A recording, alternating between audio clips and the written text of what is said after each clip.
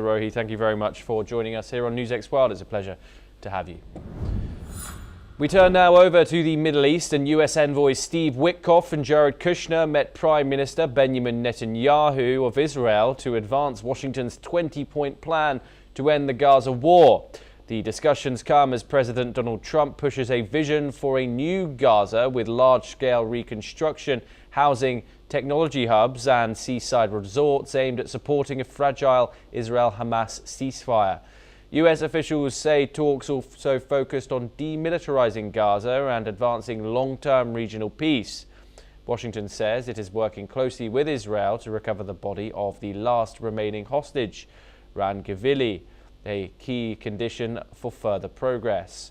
Meanwhile, US-backed Palestinian officials say the Rafah border crossing could reopen next week, though Israel has not formally confirmed the move. Joining us now to discuss this development coming out of the Middle East is Major General Saud Arkaji. He is a senior strategic and international affairs expert. He joins us live from Jaipur. Thank you very much for joining us. Always a pleasure to talk to you.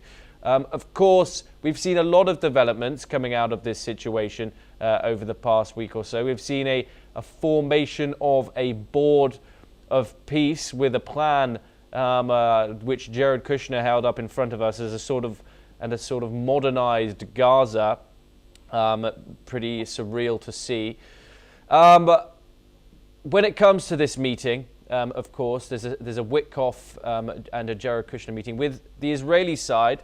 Of course, these are two figures who are heading the board of peace, along with Donald Trump and other leaders, of course.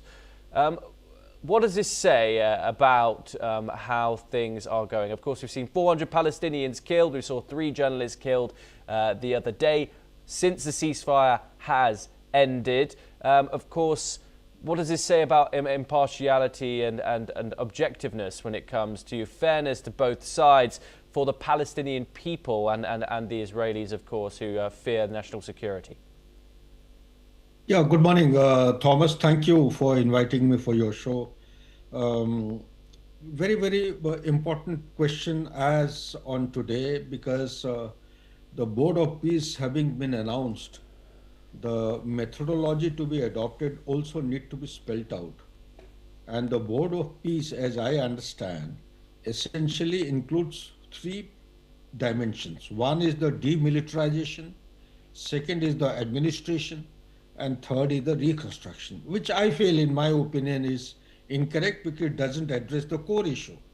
Because any such kind of international peace overtures or proposed plans being mooted must have the end state in mind, and also should be incorporated in the Board of Peace or the formula which is being, or the counter strategy which is being proposed.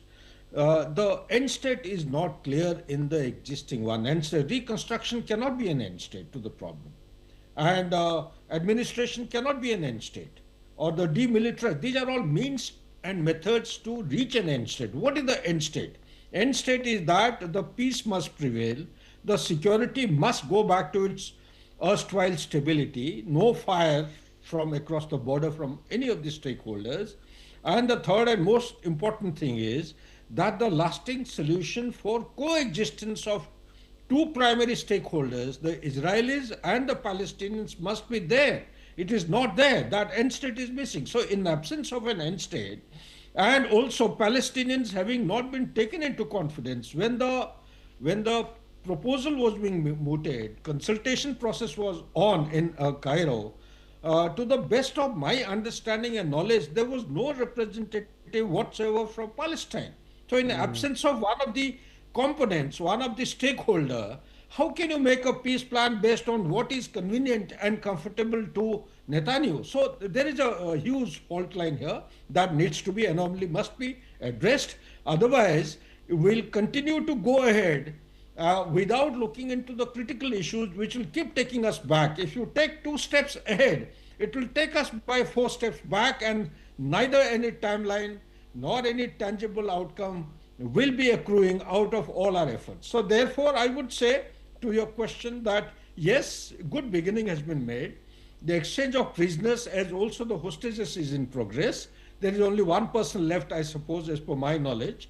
And kudos to all this. But the process of demilitarization must start. As per my understanding, today the Gaza Strip is still occupied by Israelis. Until unless they vacate Israel, I'm afraid that the very foundation or the fundamental attribute of peace proposal or board of peace will be defeated. Back to you, Thomas. And of course, what did you make of the Jared Kushner's Gaza reconstruction plan? Of course, he showed that at the World Economic Forum. But of course, there was no Palestinian representative there of a reconstruction of their territories. What did you think of that? Look, Thomas, if I have to speak my analysis, my heart out, let me put things in the perspective. First and foremost thing that this is an extremely serious and sensitive issue. You cannot bring, you can't put a cart before the horse and then start, whipping the horse to race at a breakneck speed. There are things which have to be considered. The history has to be visited.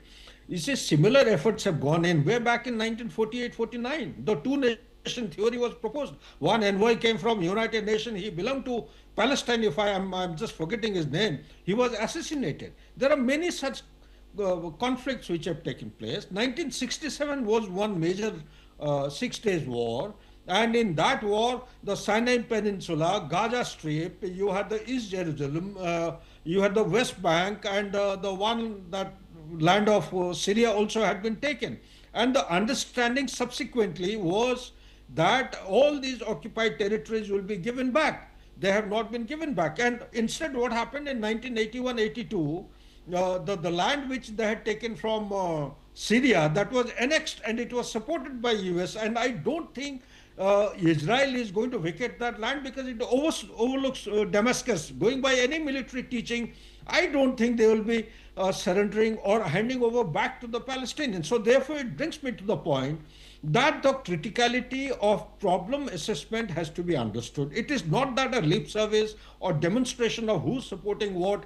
By having reconstruction, you are tackling an issue which will be coming later.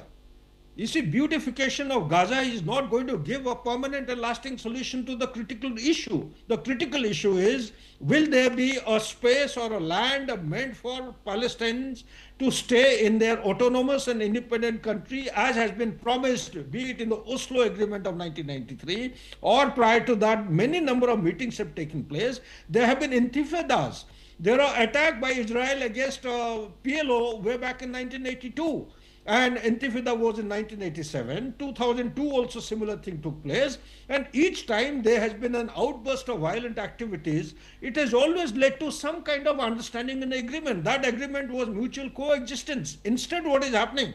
Your news channel only has presented all this. That clandestine movement of transportation of Palestinians is taking place to a country like South Africa.